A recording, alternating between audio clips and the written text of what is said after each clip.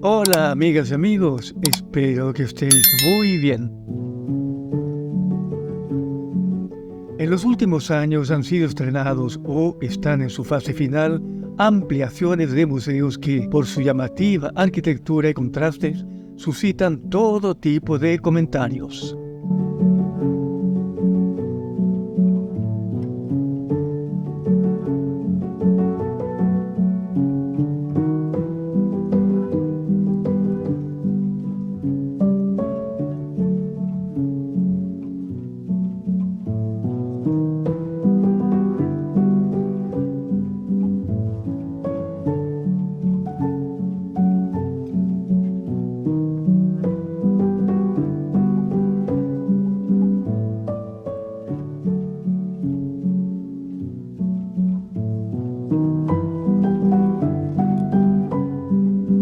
Madrid no se ha quedado atrás y en 2023 se ha inaugurado la Galería o Museo de las Colecciones Reales, en un edificio que ya no es tan nuevo, pues fue aprobado en 2006 y que también suscita todo tipo de comentarios por su llamativa arquitectura y contrastes. Sus salas de exposiciones se destinan a acercar al público las miles de piezas que constituyen las colecciones de los reyes Austrias y Borbones y que se encuentran diseminadas por diferentes palacios, monasterios y otros sitios reales. Queridas amigas y amigos, sabios historiadores han dicho que las grandes colecciones guardan lo mejor del espíritu humano. Vamos pues a intentar indagar en la vida de los reyes de España a través de su legado como coleccionistas. ¿Preparados? ¡Vamos a ello!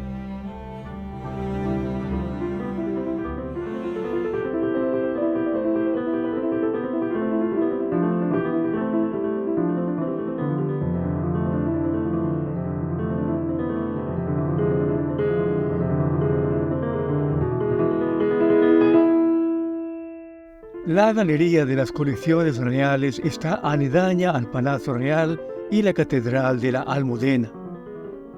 Desde su cornisa se disfrutan inmejorables vistas a la Casa de Campo, el parque natural más grande de Madrid.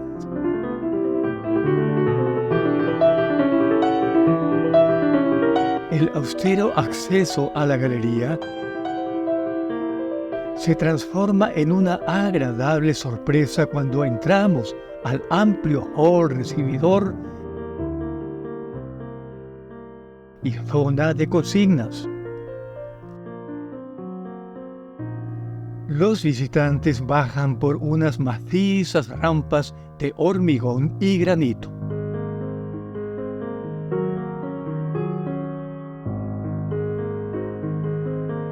Se sigue y sigue bajando.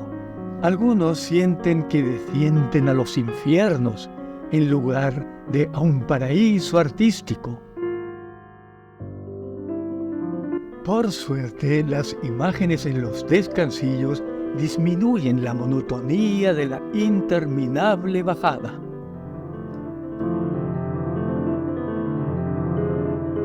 Los ventanales permiten que la luz penetre suavemente en el recinto para alivio de los que padecen claustrofobia, aunque sea difícil admirar a través de ellos el paisaje exterior.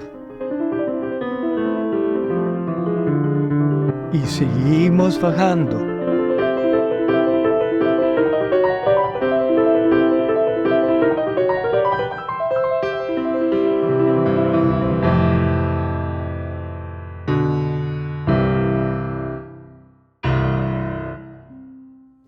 Por fin llegamos a la Sala de los Reyes Austria. Dan la bienvenida a las espectaculares columnas salomónicas de 1678 del altar mayor del Hospital Montserrat de Madrid, que estarían mejor en un museo de arquitectura que aquí, pero que sirve muy bien para impresionar al visitante. El gran pintor y también arquitecto barroco Francisco Herrera el Mozo diseñó las columnas que fueron construidas por José Echurriera, otro genio de la arquitectura del siglo XVII. A pesar de ser huecas, el peso total de las 4 columnas es de casi 2,5 toneladas y encaja bien en las decenas de miles de toneladas que pesa el edificio de la galería. En las primeras salas de esta galería se exhiben obras de arte del período visigodo y de los reyes católicos.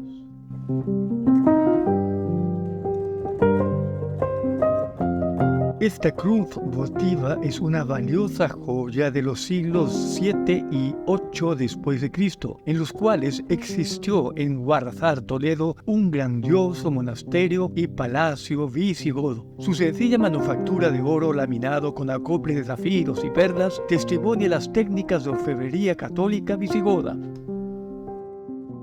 Juan, llamado de Flandes, ya que su verdadero apellido no se ha hallado en ningún archivo, fue contratado en 1498 como pintor de la reina Isabel la Católica por un sueldo de 30.000 maravedíes anuales. En 1504, Juan de Flandes retrató a la reina. Isabel la Católica fue una gran coleccionista de tapices, libros y pinturas. Se desenvolvía en castellano, italiano y francés. También dominaba el latín, por lo que fue su colección. Sabemos ahora que era una persona de gran cultura, amplitud de mente y sensibilidad artística.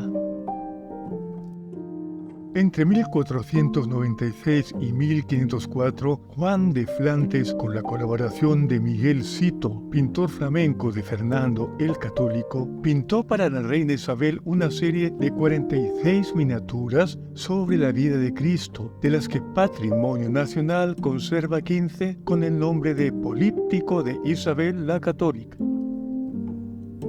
Son cuadros grandes pintados como miniaturas. Sobresalen los fuertes colores flamencos aplicados con gruesas y uniformes pinceladas.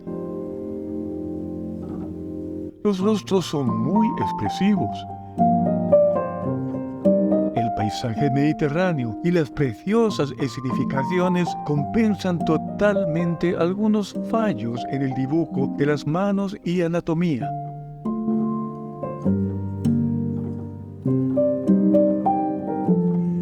El emperador Carlos V dedicó su vida a cimentar sus intereses dinásticos y el catolicismo. Esta armadura del armero augsburgués Helmschmidt protegió a Carlos V en la batalla de Mühlberg, donde derrotó a una poderosa alianza de príncipes protestantes alemanes. Esta elegante armadura del armero milanés Negroli fue regalada al emperador por su hijo Felipe II para ser usada en recepciones de gala. Carlos V y Felipe II iniciaron un breve periodo en el cual las armaduras, ya fueran adornadas con la técnica del ácido o damasquinado, se convirtieron en verdaderas obras de arte.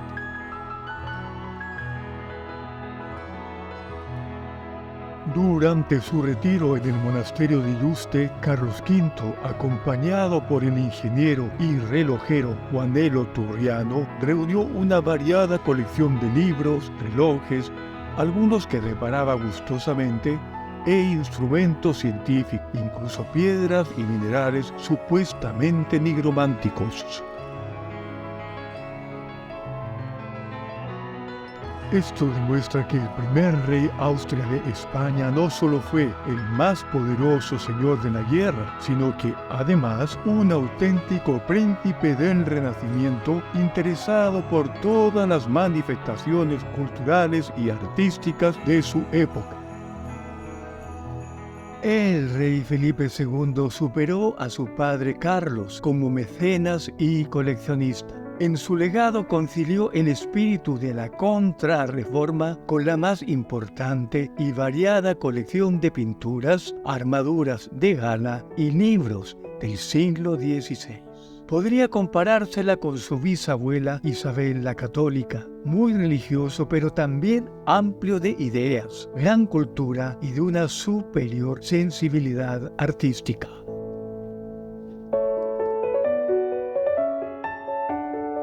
Un alumno de Miguel Ángel y clérigo servita Giovanni Angelo Montesorli terminó en 1540 la Fuente del Águila, que 44 años más tarde sería instalada en uno de los jardines del rey Felipe II. Montesorli construyó el mausoleo de Andrea Doria en Génova. Fue especialista en monumentos alusivos a mitología, nobleza y monarquía, como se demuestra en este caso con los personajes desnudos, máscaras, leones y el toisón de oro.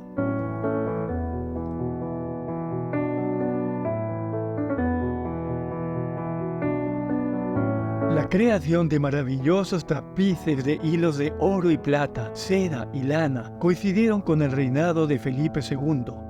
Afortunadamente han llegado a nuestros días en muy buen estado, al revés de los tapices de Isabel II, que el paso del tiempo y los viajes deshilacharon o fueron quemados para aprovecharse del oro de su hilatura.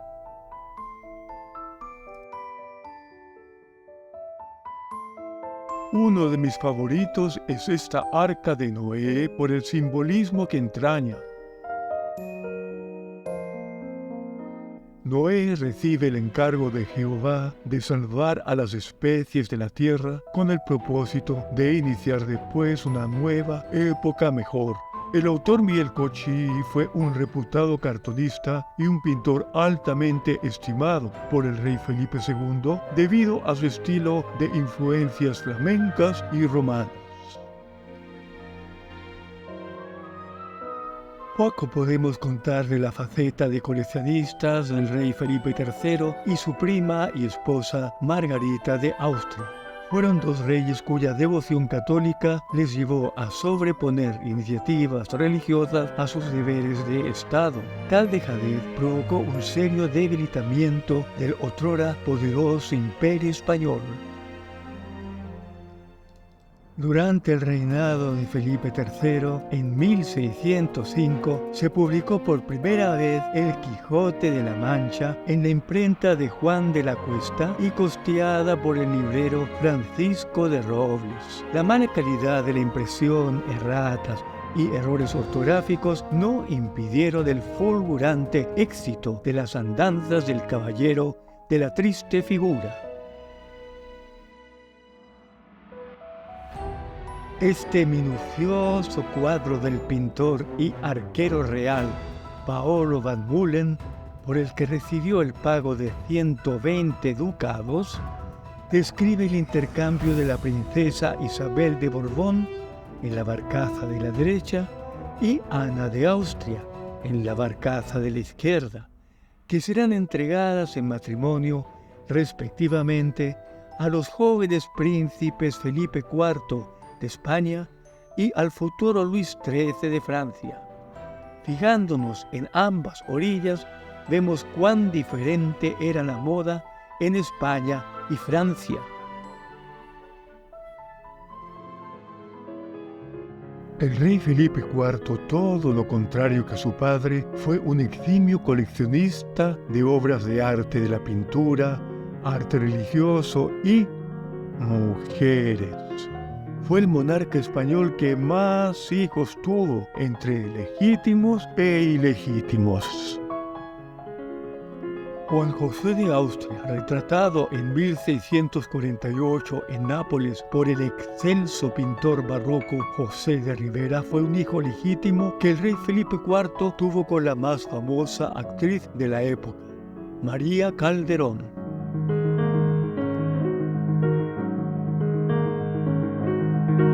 Juan José de Austria fue un exitoso militar y ambicionó en vano ocupar el trono de España a la muerte de su progenitor. El bastardo real fue el padre de la monja clarisa franciscana Margarita de Austria, fruto de su relación con Rosa Azolino, sobrina del pintor Ribera.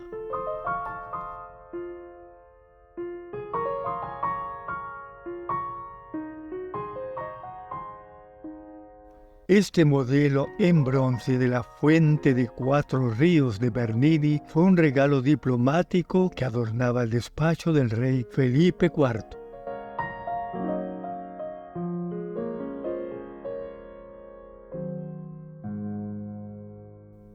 El Cristo en la cruz de Bernini fue destinado originalmente por el monarca al Panteón Real del Monasterio del Escorial. Sirva como prueba, entre otras muchas, del delicado trato del rey hacia artistas el collar de oro que Felipe IV regaló a Bernini por el Cristo en la cruz. El último rey austriaco fue Carlos II, víctima de la enfermedad de Klinefelter que le impidió procrear. Carlos II fue un buen rey que preservó el patrimonio artístico de los reyes Austria.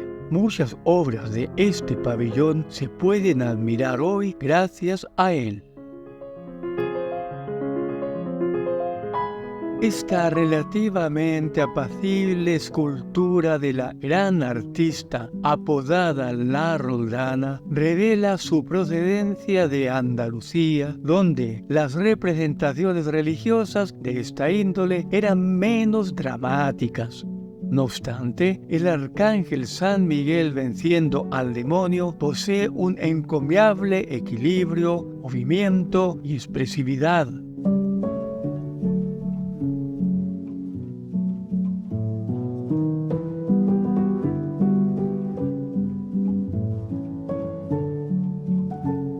La carroza negra de la reina regente y madre de Carlos II, Mariana de Austria, fue importada de Bélgica y se podría definir como el Rolls Royce de las carrozas reales. Era capaz de girar en ángulo recto y la caja acristalada protegía a la reina de las inclemencias del tiempo, mientras que correones de cuero en la suspensión aminoraban el efecto de los numerosos baches.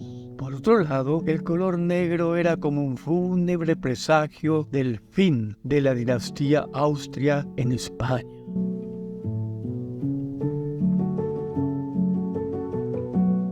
Esta moderna reproducción del Alcázar o Palacio Real de los Reyes Austria nos enseña cuán laberínticos eran sus compartimientos debido a sus sucesivas y poco heterogéneas ampliaciones. En este palacio se albergaron las diversas colecciones de obras de arte de los reyes Austria, muchas de ellas destruidas por el incendio que en la Nochebuena de 1734 arrasó con el Alcázar.